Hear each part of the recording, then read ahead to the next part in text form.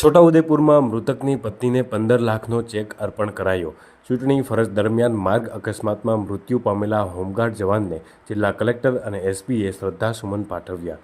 લોકસભા સામાન્ય ચૂંટણી 2024માં છોટાઉદેપુરના લીંબાણી ગામમાં હોમગાર્ડ જવાન ગુલાબભાઈ રાઠવા ચૂંટણી ફરજ પર હતા તે દરમિયાન તેમનું માર્ગ અકસ્માતમાં મૃત્યુ થયું હતું। ચૂંટણી પંચના નિયમો અનુસાર ચૂંટણી ફરજ દરમિયાન કોઈ કર્મી મૃત્યુ પામે તો તેના પરિવારજનોને સહાય ચૂકવવામાં આવે છે। છોટાઉદેપુર જિલ્લા ચૂંટણી અધિકારી અને જિલ્લા કલેક્ટર અનિલ ધામેલિયાએ સંવેદનશીલતા સાથે તુરંત જ ઘટતી કાર્યવાહી કરાવી અને સ્વ ગુલાબભાઈ રાઠવાની સહાય મંજૂર કરાવી હતી।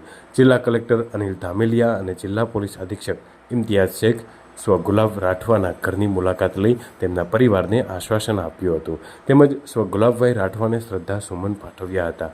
આ તકે જિલ્લા કલેક્ટર અને જિલ્લા પોલીસ અધિક્ષકે સ્વ ગુલાબભાઈ રાઠવાના પત્ની મંજુલાબેનને ₹15 લાખનો ચેક અર્પણ કર્યો હતો। જિલ્લા કલેક્ટર અનિલ ધામેલિયાએ મંજુલાબેનને સહાયની રકમનો બાળકોના અભ્યાસ માટે ઉપયોગ કરવા માટે અનુરોધ કર્યો હતો। મારું નામ રાઠવા રવિન્દ્રકુમાર ગુલાબભાઈ છે। મારા પપ્પા હોમગાર્ડમાં નોકરી કરતા હતા।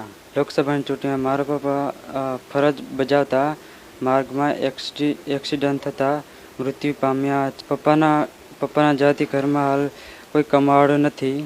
આવી પરિસ્થિતિમાં સરકારે અમારી મદદ કરી છે। કલેક્ટર સાહેબે પણ અમને સહાય આપી છે જેનાથી અમારા ઘરનું ગુજરાન ચાલશે। હું તથા મારી ભાઈ બહેન અભ્યાસ પૂર્ણ કરી શકીશું। અમને સહાય આપવા બદલ સરકારનો ખૂબ ખૂબ આભાર।